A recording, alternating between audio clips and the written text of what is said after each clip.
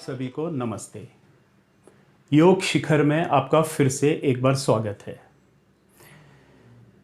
आज के टॉपिक में आगे बढ़ने से पहले हम इससे पहले के दो महत्वपूर्ण कदम को फिर से एक बार दोहरा लेते हैं। तो पहला कदम था सर्व स्वीकार। तो सर्व स्वीकार करने से मन में अखंडता आती है। इंटीग्रेटेड स्टेट ऑफ माइंड या अखंड मन जीवन में कुछ भी करने के लिए, कोई भी चीज़ों को हासिल करने के लिए, सफलता के लिए एक अनिवार्य कदम है। तो पहले कदम में हमने सीखा कि जीवन में जो बिना वजह का संघर्ष है, जो कॉन्फ्लिक्ट है मन के बीच का, उसको रोकें और उसके रोकते से ही मन में अखंडता आती है, जो बहुत अनिवार्य कदम है। दूसरा कदम था चुनौतियों का आभार। जीवन द्वंद्व और विरोधाभास पर आधारित है। ड्युअलिटी की इसी द्वंद्वता की वजह से हम देख पाते हैं कि प्रकाश है, ऊंचाइयां हैं, सफलताएं हैं, विराटता है, गरिमामयी है। क्योंकि जब तक अंधेरा नहीं होगा तो हमें प्रकाश का कोई पता नहीं चलेगा। जब तक गहराई नहीं होगी तब तक चोटी का, ऊंचाई का पता नहीं चलेगा। तो ये बहुत ज़रूरी अंग है कि कुछ भी हमारे जीवन में विपरीत घटे, चुनौतियां आए, तो चुनौतियों का स्वीकार और उसके लिए धन्यवाद का भाव, ये दूसरा कदम था। आज हम जो तीसरा और आखिरी कदम ध्यान से पहले इसको समझेंगे बहुत ध्यान से। आज का टॉपिक है मैत्री भाव। ये बहुत ही शानदार और बहुत ही डायनामिक और बहुत ही पावरफुल स्टेप है। इसे बिल्कुल भी मिस ना करें। इसे गहराई से अपने अंतरतम में उतर जाने दें। हम बचपन से एक जिस भाव के साथ पैदा होते हैं वो है हमारे मन की शुद्धतम भाव। शुद्धतम भाव का मतलब क्या है? एक ऐसा हृदय जिसमें प्रेम हो। इस भाव दशा के साथ हम पैदा होते हैं और फिर जब हम परिवार में आते हैं तो परिवार से, समाज से या एजुकेशनल सिस्टम से हम उसको अशुद्ध करना सीखते हैं, उसकी वजह जो भी रही हो। तो फिर क्या भावनाएं आती हैं?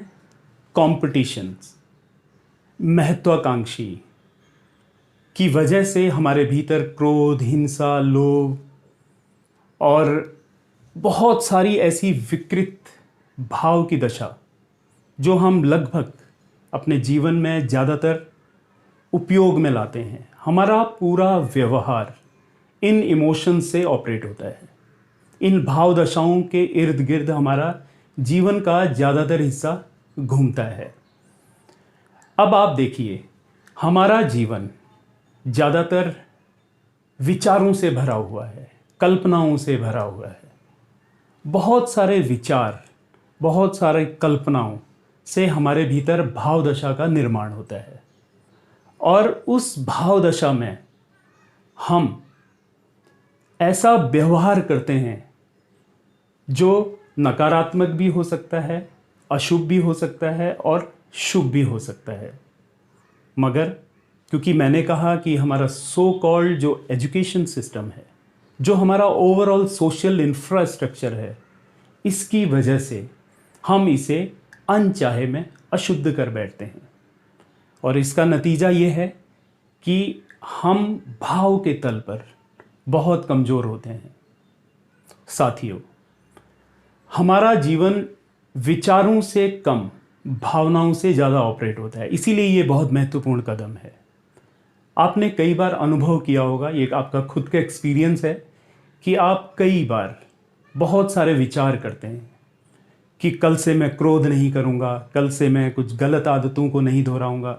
लेकिन जब सही वक्त आता है तो आप देखते हैं कि आप उसे या तो नहीं कर पाते हैं या कुछ और ही कर लेते हैं। तो विचारों के हिसाब से अगर हम ऑपरेट होते तो हम वही करते जो हमने पहले विचार किया था। तो बहुत सारे विचारों को प्रैक्टिकली कर पाना बहुत मुश्किल है।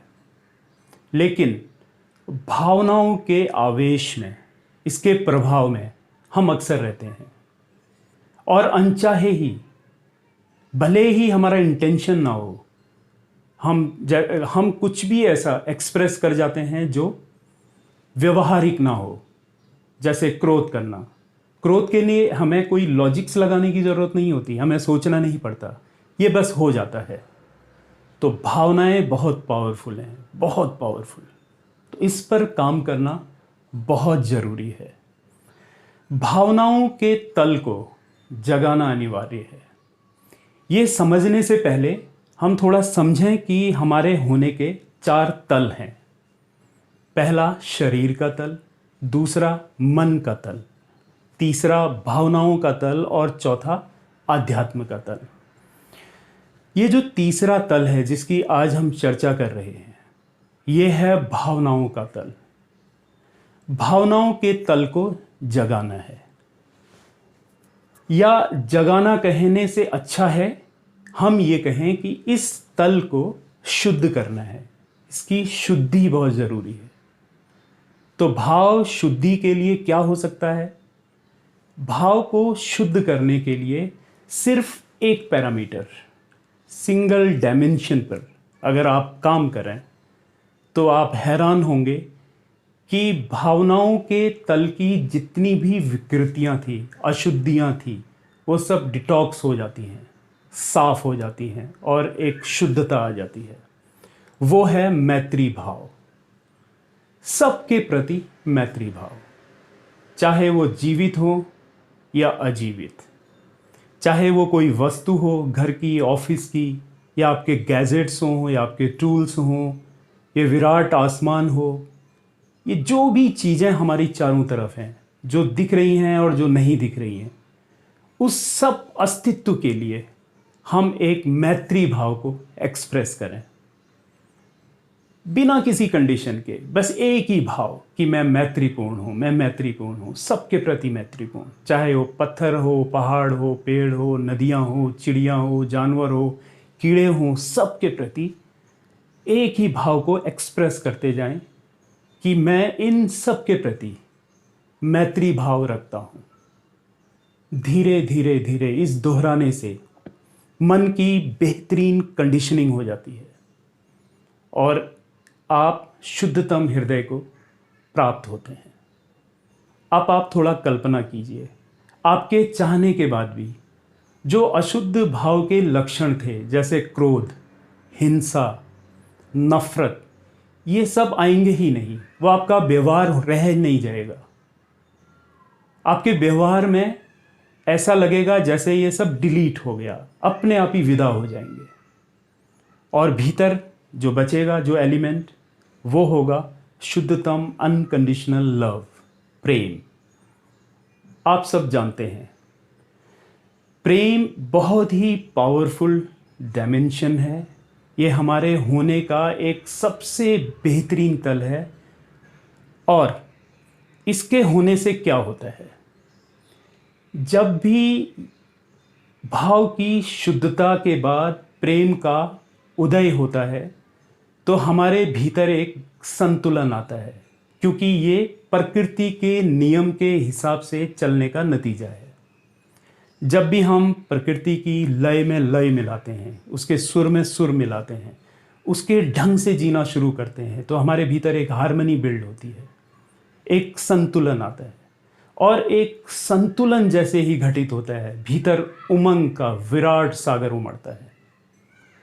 उमंग, ये वही डायमेंशन है, ये वही लक्षण है जो बचपन में आपने अनुभव किया होगा, जिसकी वजह से आपको हर चीज़ अच्छी लगी होगी, आपको स्वाद अच्छा लगा होगा, आपको हर त्यौहार अच्छे लगे होंगे।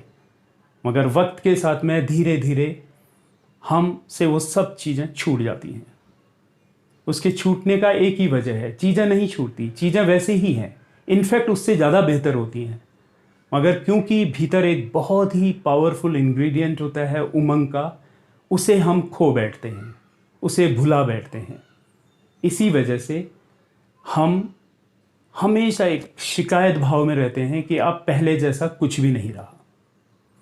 तो उमंग एक मिसिंग एलिमेंट है जिसको एक्टिवेट करना है, लेकिन उसके लिए जड़ में काम करना है, भाव शुद्धि। तो भाव शुद्धि करने से आपके भीतर एक संतुलन आएगा, क्योंकि आप प्रेम से भर जाएंगे, और एक संतुलन आने से ही उमंग का उदय होगा। और जैसे ही उमंग आएगा, आप जानकर बहुत हैरान होंगे कि हमारे बीइंग में दो चीज़ें एक साथ कभी नहीं रह सकती, दोनों एक दूसरे की विरोधी हैं। जैसे उमंग और तनाव, या तो आपके भीतर उमंग होगा या फिर सिर्फ तनाव होगा, स्ट्रेस होगा, डिप्रेशन होगा। तो जैसे ही उमंग ने आपके भीतर अपना आकार लिया, अपनी स्थिति बनाई, वैसे ही जितने भी मानसिक विकार हैं, विकृतियां हैं, वो सब विदा हो जाते हैं। इनको होना ही पड़ता है। तो मुझे उम्मीद है कि आप इस पैरामीटर पर, इस डायमेंशन पर काम करेंगे और अपने जीवन में बेहतरीन पलों का आनंद लेंगे, और आप एक स्वस्थ जीवन जिएंगे।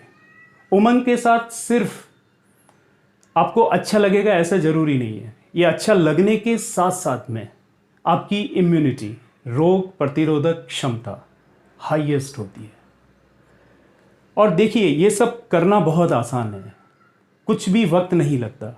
आपने सिर्फ अपने मन की दिशा बदलनी है, उसके बहाव को बदलना है, अलग से वक्त नहीं निकालना है। मन वैसे भी चल रहा है, उस मन की गति को बदलना है, उसके बहाव को बदलना है और एक दिशा देनी है। बस इतना सा काम, और आपको अनगिनत आपके जो रिजल्ट्स हैं, आपको परिणाम मिलेगा आपके जीवन में, और आप अपने जीवन को बेहतरीन ढंग से जी सकते हैं। अब करना क्या है? जब हमें पता चल गया कि पहले स्टेप से हमारे भीतर अखंडता आई, दूसरे स्टेप से हमारे भीतर अहोभाव का उदय हुआ, धन्यवाद भाव का उदय हुआ, हम समझ पाए कि चुनौतियां जीवंत होने का बेहतरीन लक्षण है और उसकी ये इकाई है। और तीसरा, भाव की शुद्धि। ये 3 डायमेंशंस बहुत पावरफुल डायमेंशंस हैं, और ये बहुत ही ज़रूरी सीढ़ियां हैं ध्यान के मंदिर में प्रवेश करने से पहले।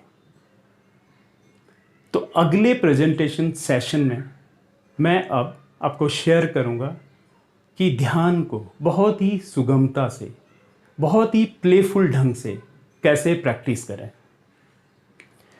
अब इसको प्रैक्टिस कैसे करना है, जो आज का मैंने सेशन लिया, आपको पूरा एक वाक्य दिन भर दोहराना है जितना हो सके, और ख़ासकर संध्या काल, रात को सोते वक्त और सुबह जब आप जागते हैं।